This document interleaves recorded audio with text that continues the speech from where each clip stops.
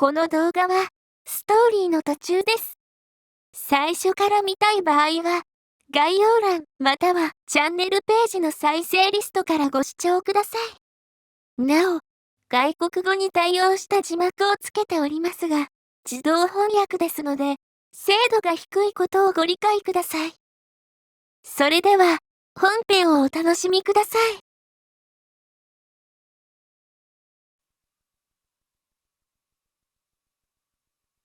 日曜のセントラル街は異常なまでに混み合っている。宇佐美春はいつものように背筋を曲げてアルバイト先に向かっていった。人の波を完全に無視してぼんやりと歩いている。だるそうだな、宇佐美。店長、おはようございます。エプロン姿のヒゲ面の男がじと目で春を迎えた。髪切ってこいって言っただろ。すいません。髪の話題には触れないでもらえませんか。ほんと怒りますよ。ならやめてもらうしかないな。ごめんなさい。軽く頭を下げると店長は呆れたように化粧品の、詰まった段ボールを開封し始めた。宇佐美はなんでいつも制服で来るんだ。可愛いんで。化粧もしないのか。すっぴんで十分いけるんで。店長は残念そうなため息をついた。お前友達いないだろ。めっちゃ多いっすよ。とりわけ店長のことは親のように思っています。俺はまだ20代だ。春は大きなあくびを一つ、背伸びをして首を回してようやく店の中に足を運んだ。さて、今日も客引きですか？看板持って大声出してればいいんすかね？その前に。店長はエプロンのポケットをまさぐり始めた。なんすかそれ。ついさっきロン毛パツキンの兄ちゃんがいきなりやってきてな。これ渡してくれって。便箋の切れ端だろうか。それは一枚の折りたたまれた紙切れだった。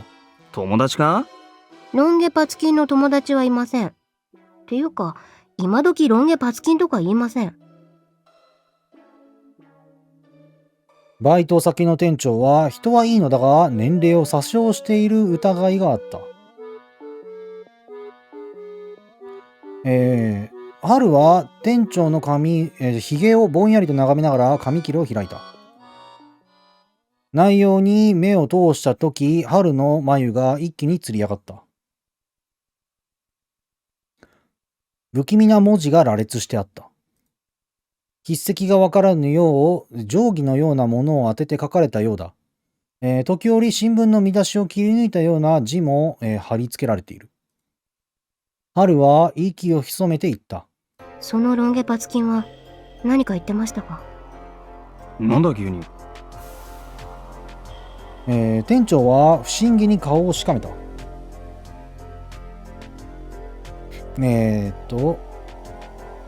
いつもとは打って変わって春の眼差しが異様に鋭い。宇佐美春ってのがここでバイトしてるだろうって。それだけっすか？春の体が固まった。時が止まったように動かない。凄まじい速さで与えられた情報を分析していた。直後弾かれたように顔を上げた。すいません店長、今日は休ませてください。ちょっと待てよ、勝手なこと言うな。すいません、急用でして。深々と頭を下げた。だいたいな、宇佐美は面接の時から常識がなさそうだったが。すいません、非常識で。まあ今まで一度も遅刻も早引きもしてないし、バイトなのに進んで残業してくれるし、頼んでもいないのに着ぐるみを作って宣伝をしてくれたりと、真面目なところもあるわけだが。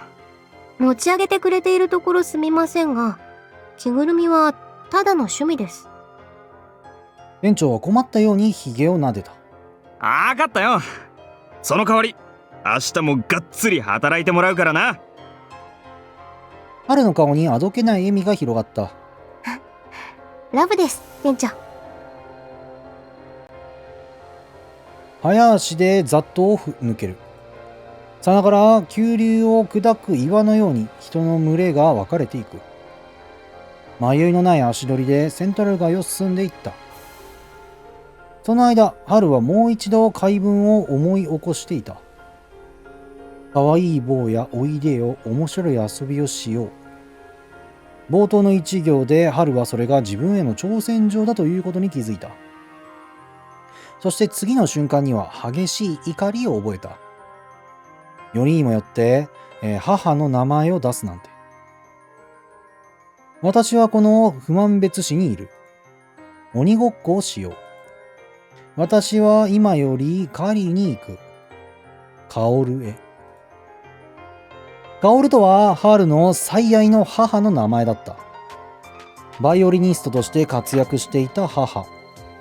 春を連れて世界中を魅了して回った。母は常に優しく強かった。魔冷静になれと心に言い聞かせた。熱くなって我を失えば勝負は決まってしまう。まさか魔王から接触してくるとは思わなかった。かわいい坊やおいでよ、面白い遊びをしよう。シューベルトのあの曲の中で坊やがいくら訴えても魔王の存在は認められなかった。誰も魔王を見つけられないというのならば、王、私が必ずあぶり出してやる。そろそろか。時刻は正午を回ろうとしていた。スーツの上に黒いチェスターコートといった魔王のいでたちはセントラルオフィスを行き交うサラリーマンの中にあって何ら違和感がなかった。魔王は悪意ある期待に胸を膨らませていた。二重三重に人を返し、宇佐美のアルバイト先に人をやってからだいぶ時が過ぎた。そろそろ宇佐美に例の挑戦状が届く頃だった。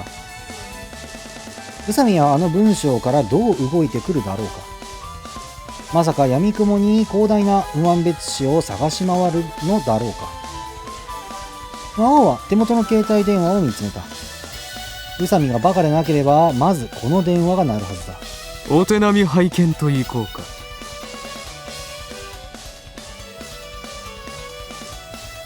春の行くべき場所は決まっていた。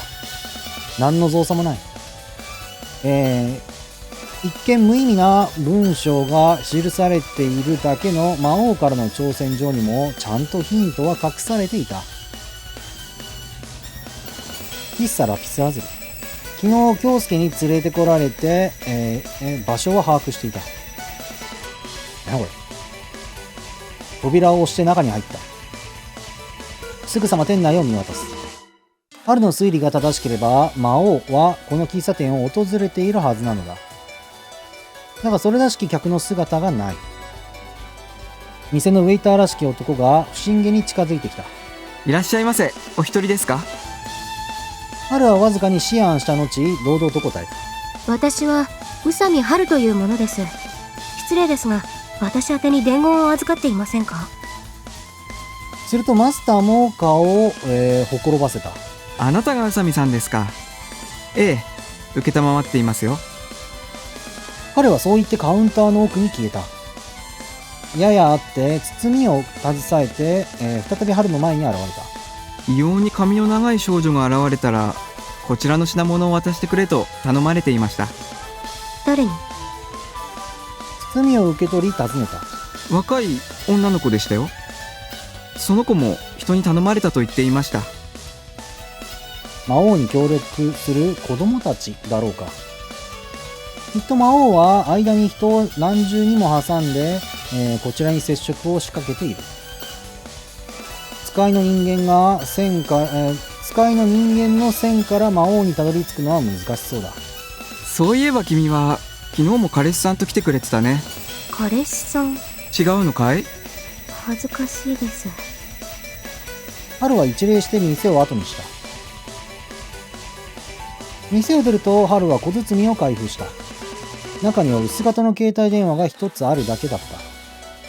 これは？携帯電話の液晶や背面をよく観察する。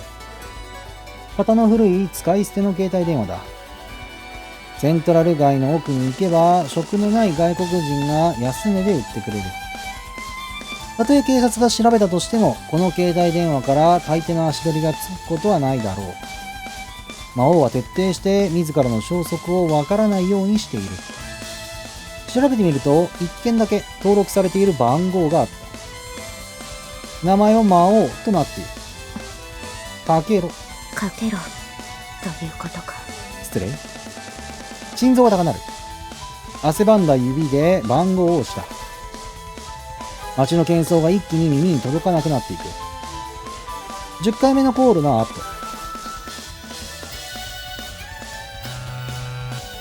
鈍い振動が左の胸に響いた。魔王は思わず笑みをこぼした。電話が鳴ったのだ。あえる気持ちを抑え、携帯電話を手に取る。宇佐美の美しい声を想像しながら通話を待った。魔王だな。唐突な声は魔王の不意を打ってきているようでもあった。魔王は静かに口を開いた。私からの手紙は気に入ってもらえたかな。呼吸を整えるようなかすかな間があった。何が目的だ。宇佐美の声はひどく沈んでいた。宇佐美と少し遊びたかっただけだが。ひどく幼稚なお遊びだったな。手紙のことか。確かに初歩的に過ぎたのかもしれない。あの手紙は簡単だった。私はこのトマン別市にいる。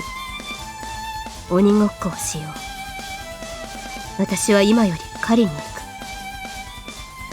そこで宇佐美の声に、苦痛を絞り出すような色が混じった。カオルへ。お前の母は実に綺麗な女性だった。根性の曲がった悪役を演じるように言った。けれど宇佐美の声に動揺は伺えない。着目したのは3行目の文だ。私は今より狩りに行くだな。一見意味不明な文章だが、ここにちゃんと魔王の行き先が書いてある。解説を期待してもいいのかな。カオルエだ。宛名に見せかけて、お母さんの名前は実は重大なヒントだった。優しすぎる問題ではあった。けれどこの程度あっさり解いてもらわねば困る。狙いは別のところにあった。あれは不幸な事故だったのだ。決して私に悪意があったわけではない。また挑発的な声を出す。文中の「か」を「る」に変える。それだけの内容だった。けれど宇佐美は魔王を無視して初歩的なトリックを崩していく。そこで「私は今より狩りに行く」という文の「か」を「る」に置き換える。母は最後までお前のことを案じていた。すると私は今より瑠璃に行くとなる。ラピスラズリか。娘だけは助けてくださいと何度も頭を下げた。瑠璃とはラピスラズリの和名。成り立っていない会話が続いた。その間宇佐美は決して土器を見せなかった。お前の母は強かった。私は強い人間が好きだ。お前はどうなんだ。死んだ人間を引き合いに出して、過去の暗い扉を開き少女の心をえぐろうとする。宇佐美は力強く言った。お母さんは死んだ。私は生きている。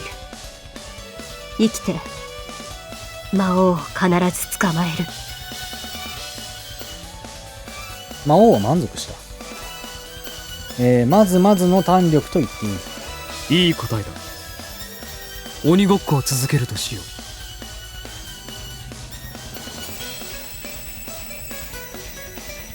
春は電話に集中しながらも魔王の現在の位置を探ろうとしていた。魔王の挑戦的な声を無視し耳を澄ませる。するといくつかのヒントが得られた。なるほどな。春は言った。何か分かったのか。お前の居場所をつかめそうだ。それは興味深い。今そこで誰かが街頭演説をしているだろう。春はもう一度電話の向こうに耳を傾けた。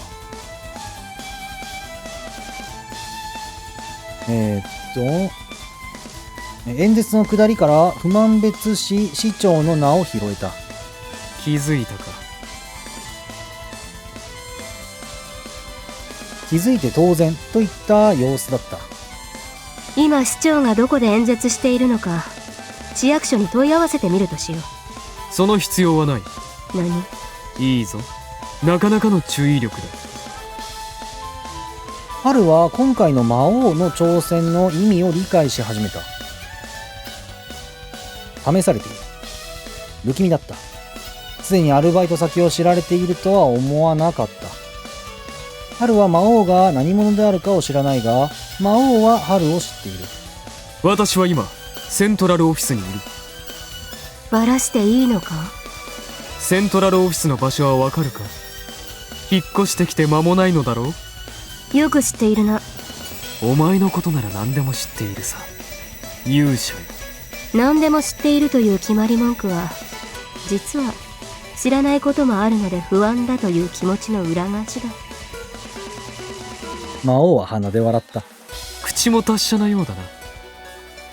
愉快そうではある。だが、声色には作為的なものを感じる。今一つ人物像のつかみづらい相手だった。会話も常に主導権を握られている。確かに私はもっとお前のことを知りたい。でなければ私に恨みを抱く宇佐美に自分から接触してみようなどとは思うまい。自分のことを話しているようでいて、考えればわかるような情報しか口にしない。セントラルオフィスに広めの公園がある。それがどうした？園内の掲示板の前に来てもらおうか。そこに行けば魔王に会えるのか？気が早いな。お互いの理解を深めるためにも顔を合わせて話し合った方がいいと思うが。魅力的な提案だが丁重に断らせてもらう。どうやら魔王は姿を現す気はないらしい。私を追ってこい、宇佐美春。それは挑戦だった。お前に資格があれば相手をしてやろう。不意に通話が切れた。春は移動を開始した。正面に山王物産の本社ビルが見えた。公園は巨大なビルからちょうど見下ろされるような位置にあった。静かな公園だった。オフィス街の無機質なコンクリートに囲まれて、欅の緑がよく生えている。掲示板は園内の中ほどにあった。本来は施設内の利用法や注意事項が書かれているのだろう。けれど、さながら不良少年のいたずらのように赤いペンキが上塗りされていた。近づいてみると、それが長めの文章であることが分かった。不快な落書きが魔王からの質問であることは明白だった。ここから先、勇者が進むべき道は3つである。一つは魔王の居場所にたどり着き、もう一つは地獄、もう一つは天国に続いている。進むべき道の近くにもそれぞれメッセージを残しておいたから確認しにくいように。魔王にたどり着く道には真実が書かれている。地獄に続く道には嘘が書かれている。天国に続く道には真実か嘘が書かれている。さあ、私にたどり着けるかな。3つの道。春はすぐさま園内を歩き回った。質問によれば進むべき道の付近にメッセージが残されているはずだった。すると公園の北の出入り口にそれはあった。オフィス街へと続く、傾斜の深い石階段がある。石段の手すりに、細長い文字が連なって見えた。また赤いペンキが塗られていた。地下鉄10番出口は天国に続いている。かろうじて読み取ることができた。春はすぐさま頭脳を巡らせ、問題の全容を把握していった。地下鉄10番出口はセントラル街の真っ只中にあった。地下への入り口近くには髪を赤く染めた少年たちが座り込んでいる姿がちらほらと見受けられる。春が注意深く周囲を探ると、道路脇のガードに新たなメッセージを発見した。西区の港にある3番倉庫は地獄に続いている。西区の港。歩いて行ける距離ではなかった。しかし第三倉庫とやらまで行ってメッセージを確認しなければこの問題は解けない。鬼ごっことはよく言ったものだ。市内を駆け回らせるつもりか。階段を降り、地上と同じように混雑した地下街に入った。そのまま直結している駅の改札をくぐる。地下鉄のホームで西区に向かう電車を待つ。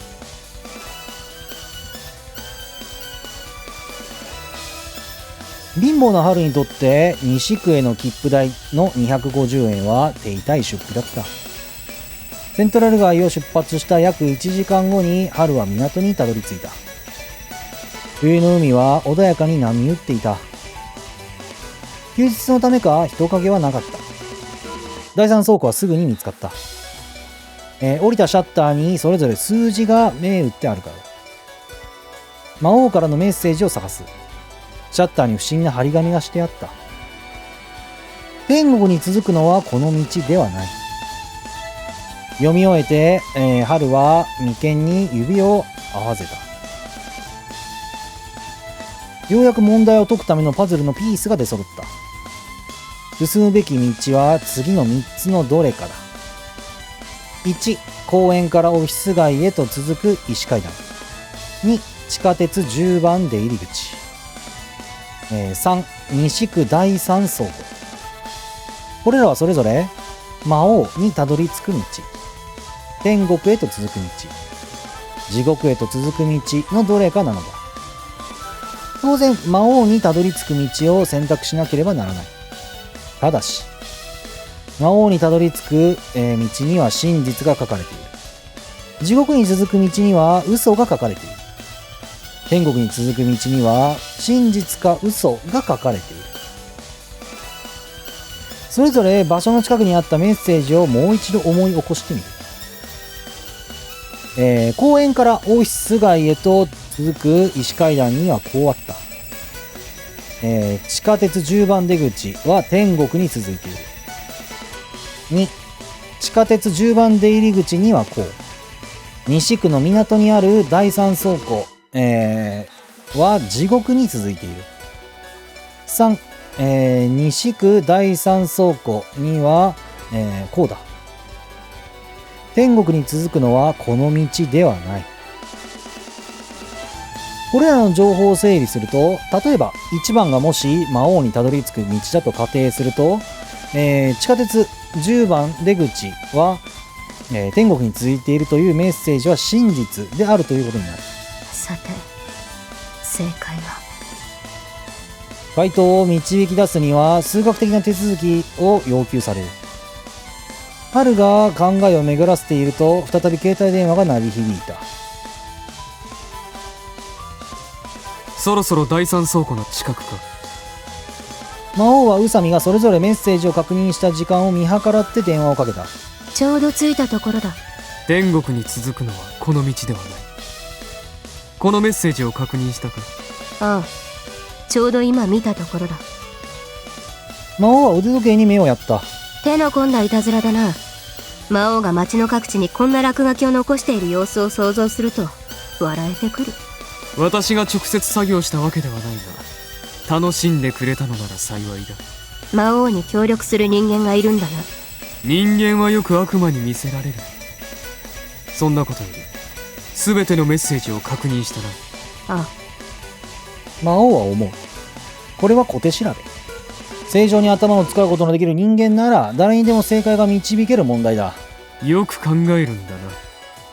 私は正解の道の先に待っている。今から5分以内に解ければ差し当たって9大点といったところか。ではな、勇者。通話を切るべく携帯に手をかけたその時だった。第三倉庫だ。どの道がどこに続くかは6通りの場合がある。その中で魔王にたどり着く道のメッセージに嘘が書いてあることになる組み合わせと、地獄に続く道のメッセージに真実が書いてあることになる組み合わせを除けば、おのずと正解が見えてくる。魔王は宇佐美の流暢な声に聞き入っていた。確かに論理的な考察ができる人間であれば時間をかけてこの問題を解くことができる。直感やランダム要素を排してシステマチックに結論を導き出すのだ。宇佐美の言う通り、6通りのパターンを図表に起こし、矛盾のある組み合わせを消去法にしていけば正解にたどり着ける。だが宇佐美はそれを瞬時にやってのけた。紙やペンを用いた様子もない。すべて頭の中で、論理を組み立てたのだ。どうした魔王。数学の授業はもうおしまいか。宇佐美の挑発に魔王は押し黙った。思わぬ逸材。魔王は己の口元がいつの間にか歓喜に歪んでいることに気づいた。宇佐美春。魔王はようやく宇佐美春を敵として認識し始めた。人をやって調べさせたところ、人脈や金銭面など背後関係は弱そうだが、10代の少女にしては類いまれな頭脳を持っている。魔王にとっての敵は警察のように強大で権力のある集団だけだと思っていた。しかも電話の向こうの才気あふれる少女は必死になって魔王を探しているのだ。魔王の側から接触を試みたのはいささか用心にかける行動だったのかもしれない。意外なところで足元を救われるかもしれんな。この後に続く魔王が用意したお遊びを宇佐美はいとも簡単に突破してくるだろう。今はまだいいかもしれない。所詮はただの学園生だ。こちらの情報もほとんど掴んでいないと言っていい。しかし魔王は自らがそうであったように信念に裏打ちされた知性の力強さを知っていた。勇者は念入りに絞り上げた魔王の計画を破綻させるかもしれない。魔王は素晴らしい才能を持った敵の出現を喜ぶ一方で、相手を叩きのめしてやらねばと激しい闘志を燃やした。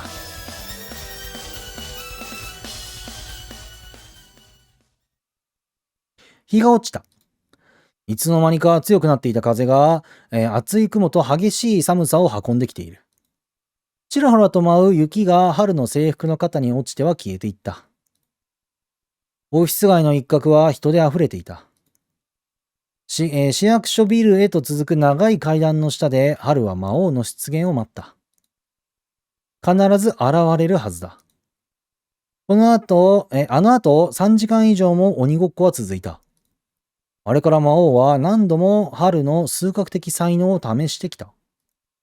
魔王への挑戦権を獲得するために春は十分な実力を見せつけたはずだった。かわいい坊やおいでよ、面白い遊びをしよう。魔王にとって遊びなのかもしれない。けど春は、常に全力を出してゲームに臨んでいた。魔王からの最後の設問はこうだ。魔王が市役所ビルへと続く階段の下に現れたとき、勇者は階段の上にいない。では、勇者が階段の上にいるとき、魔王は階段の下に現れないと言えるか？結論は言える。勇者が階段の上にいては、魔王は階段の下に現れない。つまり魔王が姿を現すためには、春は少なくとも階段を登ってはいけない。設問によれば、魔王と対峙するためには、春は階段の下で待ってれば問題はないはずだった。けれど遅い。まばらに行き交う通行人の姿はあれど、魔王らしき人間は見当たらない。読み違えたのだろうか。春の顔に焦りの表情が浮かびかけたとき、名前を呼ぶ声があった。思わず階段の先を見上げた。人間は面白いよな。雑踏の中、どれだけ周りが騒がしくても自分の名前を呼ばれるとつい振り返ってしまう。しまったと思った。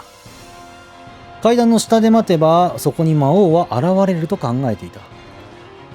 鬼ごっこの中で繰り返し出題を受けた春は、設問を解くことに執着するあまり、魔王が設問そのものに罠を仕掛けてくる可能性を忘れていた。魔王は自分の姿が見られない位置に春を誘い込んでいたのだ。魅力的な声を発した人物は黒いコートに身を包んでいる。だが街灯にぼんやりと浮かび上がった魔王の姿はあまりにもおぼろげで、背格好の特徴などをつかむことができなかった。魔王本人なのだろうか。魔王に協力する誰かという可能性もある。あなたね。春は謎の人物に向かって言い放ってみた。お前だな。男なのだろうか。声の質はよくわからなかった。身近にいる人間の声のような気もするし、女性という線も捨てきれなかった。私が春よ。胸を張る。私が魔王だ。全身に緊張と戦慄が走るのを自覚した。春は拳を握りしめ、ある予感に耐えていた。予感はひしひしと募っていく。もはや遊びではない。戦いが始まる。